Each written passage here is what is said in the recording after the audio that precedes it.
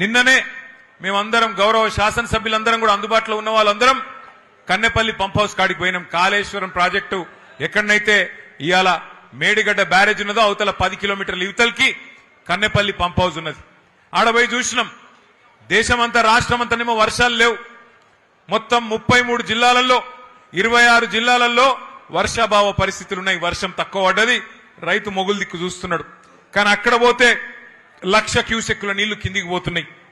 ఎందుకంటే KCR sir project Kaleshwaram project ఎక్కడ కట్టిండంటే మొత్తం ఎక్కడన్నా సరే కరువు ఉన్నా వర్షం లేకపోయినా గోదావరిలో ఏ పాయింట్లనైతే నీళ్లుంటాయో అగో గా పాయింట్ దేవులాడి లెంకులాడి అక్కడ ప్రాజెక్టు కట్టిండు. నిన్న అక్కడ పోయి చూస్తే 1,00,000 క్యూసెక్కుల నీళ్లు కిందికి సముద్రంలకు ఉత్తగానే పోతా ఉన్నాయి.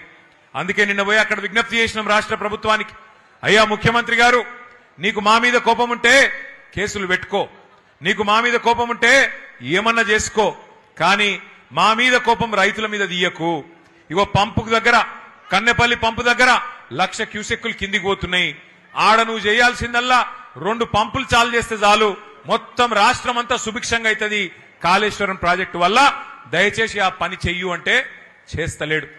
ఎందుకంటే ఆయనకు తెలుసు, ముఖ్యమంత్రి గారికి ఆయనకు తెలుసు, నీళ్ళు ఇచ్చినావనుకో యూరియా ఇయ్యాలి, మరి యూరియా ఇస్తే పంట వండుతుంది, పంట వండితే మరి మళ్ళా పంటలు కొనాలి, పంట కొంటే మద్దతు ధర ఇయ్యాలి, మద్దతు ధర ఇస్తే మళ్ళా బోనస్ ఇయ్యాలి. ఇక సప్పుడేక ఈ లొల్లెంత ఎందుకు, నీళ్లు లేకపోతే ఏ లొల్లి లేదన్నట్టు ఇవాళ నీళ్లు ఉండి కూడా పంటలను ఎండబెడుతున్నాడు, రైతులను ఇవాళ తొక్కుతున్నాడు ఈ రాష్ట్ర ముఖ్యమంత్రి రేవంత్ రెడ్డి.